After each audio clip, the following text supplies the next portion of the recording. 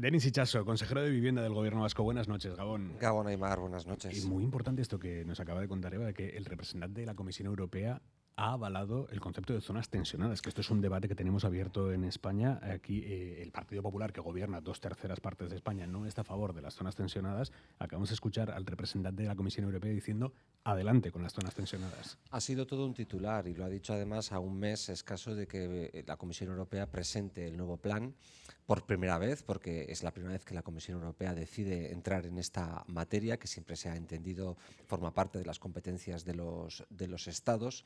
Y yo creo que anticipa la necesidad, o una necesidad que ya adelantaba también la propia von der Leyen hace unas pocas semanas, ¿no? El debate ya no es sobre si la vivienda se puede resolver por sí misma con las leyes del mercado y la libre regulación o la intervención. Está ampliamente superado. Por supuesto que hay que intervenir si entendemos la vivienda como un bien de primera necesidad. Vamos a ver qué es lo que la Comisión nos plantea dentro de un mes, pero da la sensación de que van a apoyar la regulación y el control de precios porque está dañando un bien de primera necesidad que tiene efectos sobre la cohesión social y la inclusión, desde luego, pero, y aquí es donde algunos le han visto las orejas al lobo, empieza a tener serios problemas o serias consecuencias económicas también. Pero ¿cómo se conjuga esa intervención necesaria de la que me está hablando con el respeto a la propiedad privada? Bueno, vamos a ver, la propia Constitución dice que la propiedad privada sí, pero debe estar al servicio también de un bien común y que la vivienda tiene una causa social o es un bien de primera necesidad. Desde luego que la propiedad privada no va a estar en cuestión, pero sí el hecho de que las viviendas vacías no generan ninguna o no cumplen ninguna de las funciones para las que fueron concebidas, que las viviendas tienen que servir para vivir y no tanto como un bien activo. Y aquí nosotros hemos planteado esta mañana, por supuesto, muchas medidas, luego hablaremos de ellas, pero también que la posición de combate que caracteriza al gobierno vasco es también de combatir determinadas mentalidades que están, reconozcámoslo, muy enraizadas. ¿Cuáles? Bueno, nadie quiere que su vivienda se devalúe. ¿Quién quiere que su vivienda se devalúe y pierda valor? Evidentemente es un activo financiero para mucha gente. Y eso pasa en Euskadi especialmente, aunque en el conjunto de España también, pero sobre todo es una característica del sur de Europa. Eso no es algo que se comparta en latitudes. En el norte de Europa incluso está mal visto especular con la vivienda. Se considera que es un bien que tú empleas mientras lo necesitas en una ciudad y si tienes movilidad geográfica o lo que sea, pues te vas a otra y fundamentalmente hay un mercado de alquiler mucho más poderoso. Eso no cambia de un día para otro, pero debemos también entender cuando enfrentamos el problema que está también en todos nosotros, entender que no le podemos exigir a la vivienda plusvalías como le hemos pedido hasta ahora. Le hemos estado exigiendo unas plusvalías y unos incrementos de precios porque con eso también se ha producido un cierto ascensor social de las clases medias, reconozcámoslo. Claro, si aceptamos que haya habido un recalentamiento del mercado, entonces todos tendremos que empezar a hacer renuncias y entender que la vivienda debe servir para vivir. Ustedes han empezado a topar los precios del alquiler en determinadas zonas tensionadas de lo que hablábamos. Esto está dando sus frutos porque hay los detractores de esta medida dicen es que lo único que van a conseguir es que la gente, los propietarios, saquen del mercado sus pisos. Si no pueden cobrar lo que ellos quieren cobrar por el alquiler de esos pisos o lo que el mercado les dice que pueden cobrar, van a terminar sacando del mercado sus pisos. Bueno, los primeros municipios declarados han sido los guipuzcoanos. No llevamos ni un año todavía, por tanto es pronto para saber si ya se está produciendo una amortiguación del incremento. Lo que sí sabemos, y hemos tenido esta mañana a Jaume Collboni con nosotros, el alcalde de Barcelona, que ellos vienen un poco del futuro, le decía yo, y sí tenemos su caso y sí estamos viendo que se está produciendo una minoración de los precios por aplicación sobre todo de los índices de precios de referencia. Dicho esto, una de las cosas que hoy hemos aprendido, Aimar, es la importancia del dato público, la importancia de los registros de fianzas públicos, porque ahí uno ve, más allá de lo que digan las plataformas que no citaré aquí, inmobiliarias, que todos tenemos en mente, que el número de viviendas que están bajo un contrato de alquiler no para de crecer. Y claro, lo que ocurre es que las viviendas están bajo contratos de alquiler durante más tiempo, hay menos rotación. Entiendo que las agencias inmobiliarias ven menos contratos, firman menos contratos y les va mucho en ello. Pero eso significa que la rotación ha disminuido, que una vivienda antes estaba 3 años con la ley de arrendamientos urbanos de Rajoy. Cuando llegó Pedro Sánchez pasó a 5 y ahora estamos hablando de una ley que permite ampliar hasta 3 años extraordinarios, prorrogarlo. Si te vas a 8 años o si pierdes el incentivo, como pasa con esta ley, de que cambies de inquilino, porque aunque cambies de inquilino no le vas a poder poner arbitrariamente otro precio porque tienes que indexar el precio al contrato anterior, si pierdes ese incentivo y esa persona sigue en tu casa de inquilino, entonces no hay renovación. Claro que se firman menos contratos, pero eso no quiere decir que haya en total menos viviendas en el alquiler. Y sin embargo, a pesar de esa ley de la que me hablaba el señor Itxaso, ahora tenemos no es una percepción, es una realidad. Tenemos todos en nuestro entorno gente con problemas reales muy graves de acceso a la vivienda. Sí, y es verdad también que hay que introducir elementos de certidumbre. Yo sí entiendo, porque lo escucho a mi alrededor. Hay que estar sordo para no escuchar que hay gente que dice, hombre, yo tengo miedo, no voy a ser que el inquilino se me declare vulnerable. Euskadi tiene la tasa de vivienda deshabitada más bajo, pero aún así todo hay que seguir introduciendo elementos de certidumbre. Nosotros hoy hemos planteado, por ejemplo, un programa que se llama Aloca Plus y que son un seguro de impagos y de desperfectos a todo propietario que se pueda encontrar en esas circunstancias y que se comprometa a situar su vivienda en el alquiler al precio que marca el índice de precios de referencia, de tal manera que nos beneficiamos todos. O sea, que ustedes se comprometen a pagar desde lo público el alquiler si el inquilino deja de pagarlo. Exacto. Y yo creo que hay que seguir tomando medidas que introduzcan salud y de alguna manera, elementos de seguridad y de certidumbre a los propietarios y también de protección a los inquilinos. A veces asistimos a debates muy maniqueos. Hay que actuar sobre la demanda, no hay que actuar sobre la... Hay que actuar en todos los campos y en paralelo. El problema es de oferta, pero también hay que proteger a la demanda que está sufriendo a la intemperie un problema enorme de crecimientos exponenciales del alquiler de 2 dígitos anuales. Eso hace invivible un país, insisto, tiene consecuencias económicas. Mencionaba usted cómo hay portales inmobiliarios que no son, digamos, notarios del mercado, son actores activos en el mercado y algunos de ellos se dedican a recalentar el mercado. Esto no lo ha dicho usted, lo digo yo. Sí. Se dedican a recalentar el mercado. ¿Por qué lo vemos? Porque nosotros hemos hecho una investigación periodística. Pablo Anzola, buenas noches. ¿Qué tal? Buenas noches, Aimar. Pablo Anzola es el periodista de la cadena SER especializado en vivienda y ha ido comparando a cuánto se ofrecen los pisos y a cuánto finalmente se registra la compraventa de los pisos. Y el precio final de media es muy inferior a cuánto se están ofreciendo. ¿Y eso qué hace? Que se recaliente el mercado porque se genera una sensación de apetito de compra, que es una sensación que muchos están interesados en fijar. Los precios están altísimos, suben sin parar, tienes que comprar ya porque si no te lo van a quitar. Y tienes que comprar bien alto porque si no te lo van a quitar. Pablo, tú has hecho ese ejercicio sencillo de comparar casi calle a calle los precios de las escrituras de compra con los anuncios que aparecen en los principales portales inmobiliarios. ¿Y qué te has encontrado? Bueno, pues una conclusión contundente, Aimar, y es que en esos portales se está inflando casi como nunca el precio de la vivienda.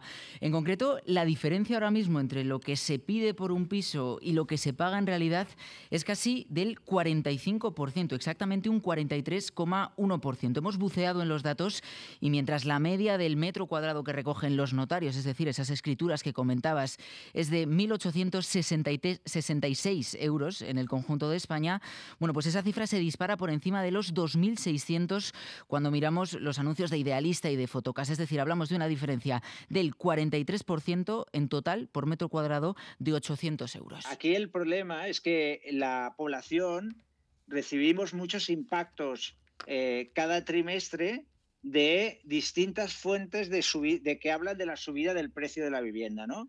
Y entonces esto genera una sensación en el ciudadano de que el precio incluso está creciendo más rápido de lo que está haciendo, ¿no?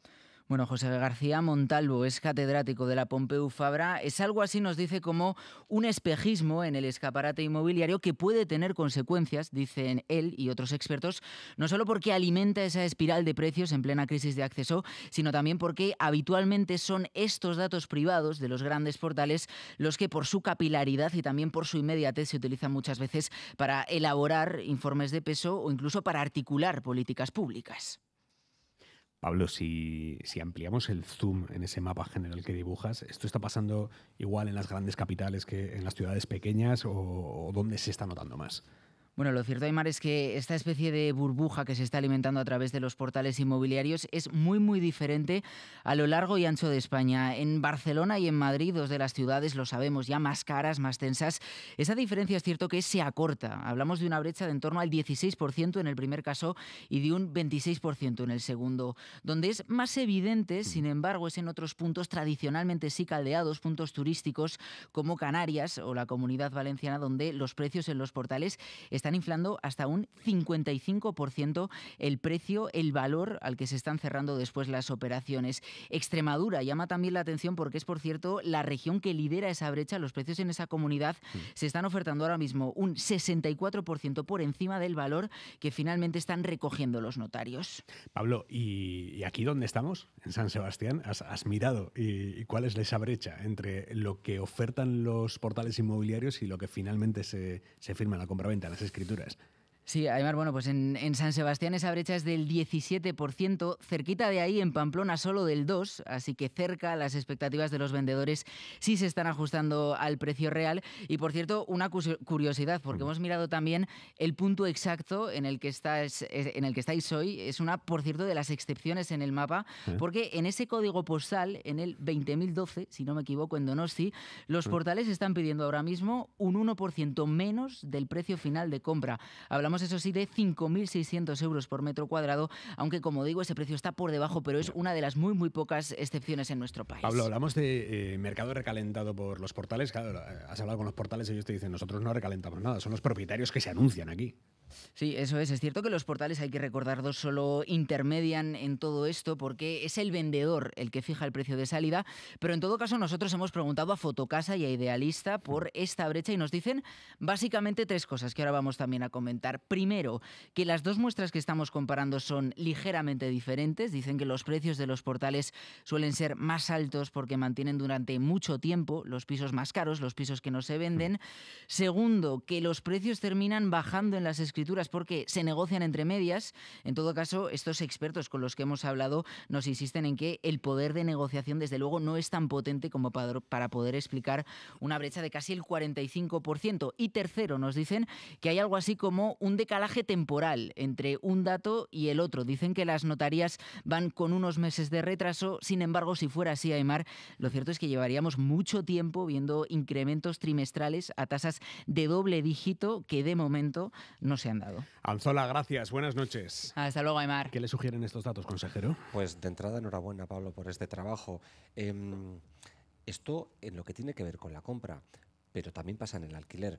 En primer lugar, la responsabilidad de estos portales no solamente está en reflejar lo que pide un propietario, es que luego emiten informes, hacen estudios, los publican, tienen eco. Y con esos estudios se hacen luego muchas informaciones de prensa que terminan generando una psicosis que se traduce en una ansiedad, que es lo que tenemos en estos momentos por parte de la buena parte de las clases medias que están dispuestas a pagar, en fin, y a endeudarse hasta las orejas para pagar aquello que le están pidiendo, no sea que ese piso se escape. Pero como decía, pasa también en el alquiler. En el alquiler no es lo mismo el precio que se publica en los portales que el precio que se cierra. ¿Por qué la ministra Isabel Rodríguez nos está pidiendo a todas las comunidades autónomas que aportemos datos oficiales de nuestros registros de fianzas? Aquellos que los tengamos, nosotros tenemos un registro de fianzas. El registro de fianzas del Gobierno vasco nos permite conocer en cada momento cuántas viviendas están en Euskadi sometidas a un contrato de alquiler. Sabemos su precio, sabemos su evolución, digamos cómo ha ido evolucionando ese precio. Eso es muy importante. Si el Ministerio contara con la colaboración de todas las comunidades autónomas con ese registro, no haría falta tirar de ninguna de esas plataformas. Bastaría con que el Estado, como publica todos los meses el IPC, pudiera publicar todos los meses el dato oficial, público y transparente de cómo van los contratos de alquiler. Y yo creo que ahí también tiene que haber una toma de conciencia colectiva. Cosas que sí pueden hacer claramente de las administraciones. Impulsar vivienda de alquiler asequible. Vivienda pública de alquiler asequible. Eso ahora mismo en Euskadi, ¿cómo está? Pues lo estamos haciendo con todas las fuerzas. Ahora mismo estamos a punto de aprobar un presupuesto récord de casi 600 millones de euros consolidados y fundamentalmente es para prestaciones, pero sobre todo para construir vivienda en alquiler. ¿Cuántas? Bueno, pues mira, vamos a tener en marcha, en obra, el año que viene unas 3.500, pero las que vamos a iniciar nuevas el año que viene van a ser 788 en los 3 territorios. Pero todo no va solamente de, créeme, Aimar, de financiación, que desde luego hay que hablar mucho de financiación y hoy a lo largo del día hemos hablado de financiación. Va de suelos, va de trámites urbanísticos que se alargan hasta convertirse en un viacrucis. ¿Y quién tiene la culpa de eso, consejero? Bueno, pues las leyes. Nos hemos dotado de muchas normas, de una hipernormatividad que ahora ahoga a los ayuntamientos, que al final convierten el periodo medio de maduración de una vivienda en 8 años. 8 años no es un tiempo compatible con las clases medias que nos están pidiendo resolver el problema hoy.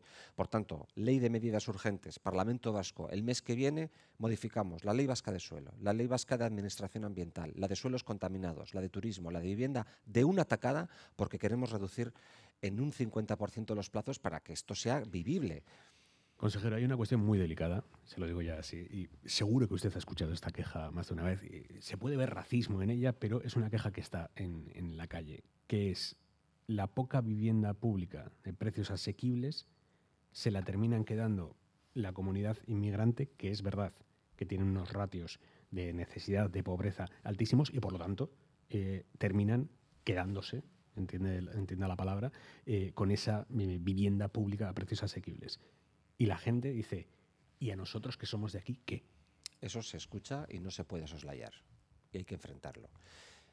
Por eso es importante, primero, entender que a diferencia de las crisis anteriores, esta afecta de lleno a las clases medias y no solamente a las más vulnerables, que desde una perspectiva progresista nos preocupan especialmente, porque además son clases vulnerables que están atendiendo a sectores económicos muy importantes sobre los que estamos basando nuestra riqueza, o nuestros cuidados, o nuestro turismo. Es decir, por tanto, sectores intensivos en mano de obra y son personas que han llegado y han venido a construir país. Dicho eso, como sabemos que el problema afecta al conjunto de las clases medias, hay que abrir el abanico de la tipología de la vivienda de protección oficial. Porque está la vivienda social para el rango más bajo de la demanda, pero está la VPO de régimen general, están los alojamientos dotacionales, están las viviendas tasadas en las que claramente por renta entran las clases medias, y hay que hacer más de estas. Hay que hacer más de estas, porque si no, corremos el riesgo, y lo voy a decir con toda claridad, de que las clases medias terminen diciendo, hombre, yo estoy viendo, me parece bien, pero si al final a mi hijo, por muchas rentas que estén entrando en casa, un matrimonio con 2 rentas, el miedo que tienen es que sus hijos no vayan a encontrar vivienda. Si dejamos que se instale la idea de que las clases medias no pueden acceder a la vivienda protegida, vamos a tener un problema y habrá algunos que se beneficien electoralmente porque de esa desazón y de esa frustración se alimentan determinados extremismos y lo estamos viendo en el conjunto de Europa. Por tanto, hay que abrir el abanico, hay que hacer mucha vivienda tasada. Yo lo estoy planteando en San Sebastián claramente con una operación como Auditza-Kular, 3.000 viviendas, y tiene que haber mucha vivienda tasada para las clases medias. Lo mismo en la cárcel de Martutene, que vamos a derribar otras 500, en Playa de Vías de Aso otras 500, es decir, tenemos que hacer operaciones de vivienda para las clases medias sin olvidar que hay un rango bajo de la demanda que necesita vivienda social y del que las administraciones tampoco se pueden desentender. Consejero, hemos escuchado hoy aquí en el Congreso, en House Action, al alcalde de Barcelona, Jaume Collboni, diciendo en 2028 no va a quedar un piso turístico en Barcelona porque no vamos a renovar las licencias ni un piso turístico. Eso lo tendrá que ver mis ojos, también le digo. Pero, ¿podremos hacer algo así aquí en Euskadi? Depende mucho de los ayuntamientos porque las licencias de actividad, que no deja de ser una actividad, las conceden los ayuntamientos. Y a mí me gustaría que, sin ninguna intención de estigmatizar a nadie, pero entendiésemos que las viviendas tienen que servir para vivir. Porque hemos convivido toda la vida con peluquerías, esteticiens, quiroprácticos, notarios, abogados, y nunca hemos reparado en el hecho de que, bueno, necesitamos esas viviendas para vivir. Esas actividades que pasen a planta baja. Y le digo más, el gobierno del Botànic, de la Comunidad Valenciana, llevó a cabo una iniciativa que se ha olvidado, pero a mí me parece muy rescatable en estos momentos de crisis. Planteó que las viviendas turísticas fueran a bajos comerciales. Tenemos muchos espacios ociosos en bajos comerciales que no terminan de convertirse en vivienda en muchos casos. Ellos plantearon que incluso las viviendas turísticas bajaran a bajos comerciales. Tienen menos soleamiento, tienen seguramente peor atractivo. Pero bueno, oye, eso es para un par de días. Y si tú quieres visitar una ciudad muy atractiva, pues quizás si no quieres ir a un hotel y quieres ir a una vivienda turística, que esté en un bajo comercial, que tenemos muchos espacios. Eso, ¿no? Tiene un riesgo enorme, consejero. Yo, por ejemplo, ya sé que yo vivo a caballo entre Madrid y San Sebastián. En Madrid, en la zona en la que vivo, están saliendo como setas bajos comerciales que antes daban dinamismo al barrio, había un comercio, había una vida. Y ahora son Airbnbs. Es un debate muy complejo. Es un debate muy complejo y yo lo entiendo. Lo que estoy planteando es que se aprovechen los espacios. Nosotros estamos mirando de frente al edificio y estamos diciendo aprovechese ese bajo que quedó en desuso y reconozcamos que el comercio no volverá a ser el que fue. porque uno puede poner toda la voluntad del mundo y hay que proteger el comercio de proximidad, sobre todo en los centros urbanos donde hay especial atractivo, desde luego, y en los centros de cada barrio también. Pero luego es que estamos construyendo barrios en Vitoria, Zabalgana, Salburúa, aquí en Riberas de Loyola ha costado más, en San Sebastián, pero hay nuevas zonas, nuevas expansiones donde los bajos comerciales no se terminan de ocupar. ¿Por qué? Pues porque basta con una taberna, con una cafetería y con una panadería y se ha terminado y ya no hay más. Reconozcámoslo. Entonces, miramos el edificio de frente y decimos, sáquesele el provecho a ese bajo comercial y también busquemos redensificar la ciudad levantando levantes. ¿Por qué no pensar en nuevas alturas a edificios preexistentes? Nosotros lo estamos planteando en esa ley de medidas urgentes con alturas retranqueadas en forma de alojamientos dotacionales de tal manera que no generan derechos edificatorios ni plusvalías urbanísticas, pero ganamos 2 alturas para alojamientos dotacionales para jóvenes en un momento dado. Hay que aplicar toda la imaginación y toda la artillería a nuestra disposición, porque la necesidad de vivienda, y lo que hemos aprendido esta mañana y durante toda la jornada, es la necesidad de vivienda es enorme y recorre todo el mundo. Hay unas pautas demográficas distintas, cada vez la gente vive menos, o sea, vive sola, soltera, en casa, en viviendas de gran superficie, y esto no nos lo podemos permitir. Consejero, estamos en Donosti, en San Sebastián, que es una ciudad que es la leche, pero es verdad que en los últimos años ha tenido que enfrentar a dilemas sobre su modelo y su futuro y no siempre ha tomado buenas decisiones como ciudad. ¿Usted cómo quiere que sea el futuro de San Sebastián? ¿Cómo le gustaría, esta ciudad en la que usted ha hecho toda su carrera política, cómo le gustaría que fuera el futuro de Donosti? Desde luego tiene que ser una ciudad donde poder desarrollar un proyecto de vida. Yo creo que ha habido en algunos momentos, incluso recientes, en los que alguien se ha atrevido a decir que, bueno, pues oye, si no se puede vivir en San Sebastián, se podrá vivir en los alrededores. Yo creo que ese es un mal mensaje. Hoy, el alcalde de Barcelona y el responsable de la Comisión Europea han dicho algo que puede parecer muy obvio, pero me parece, pero también es revolucionario: el derecho a quedarse. El derecho a quedarse, el derecho a quedarte en tu ciudad, la ciudad que te ha visto nacer, la ciudad donde has crecido, donde has estudiado. Y por tanto yo creo que San Sebastián, que ha tenido de manera endémica un problema de carestía de la vivienda, tiene que maximizar los suelos urbanizables que tiene que desarrollar nuevos barrios.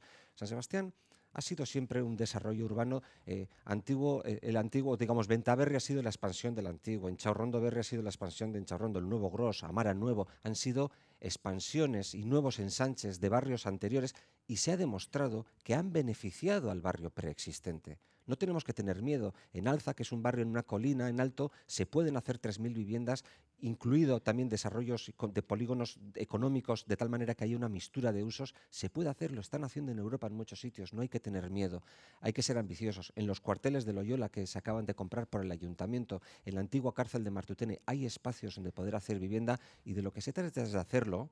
Y termino con esto, como lo vamos a hacer en Playa de Vías, en el centro de la ciudad, demostrando que se puede hacer con calidad urbana, que la vivienda protegida no es incompatible con calidades arquitectónicas, convocando concursos internacionales, asumiendo propuestas de arquitectos potentes.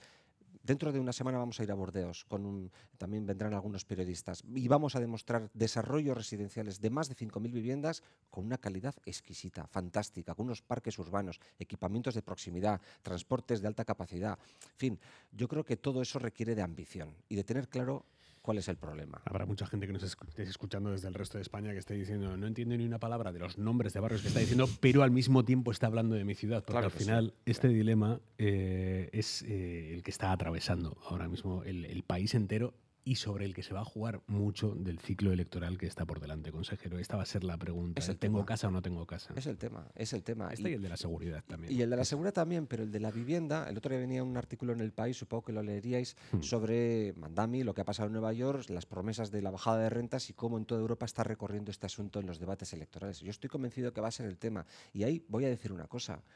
Los precios se están moderando en aquellos lugares donde se está aplicando las zonas tensionadas, que no son un milagro y que no son una pócima mágica, lo sabemos, y que tiene también algunas consecuencias negativas. Gobernar es decidir hasta dónde quieres llegar y ponderar los intereses. Aquellas comunidades autónomas y aquellos ayuntamientos que por una anteojera ideológica se oponen a aplicar una medida que beneficia a los arrendatarios y a los arrendadores, yo espero que respondan ante las urnas. Denis Itxaso, consejero de Vivienda del Gobierno Vasco, gracias y buenas noches. Eskerrik asko, Gabón.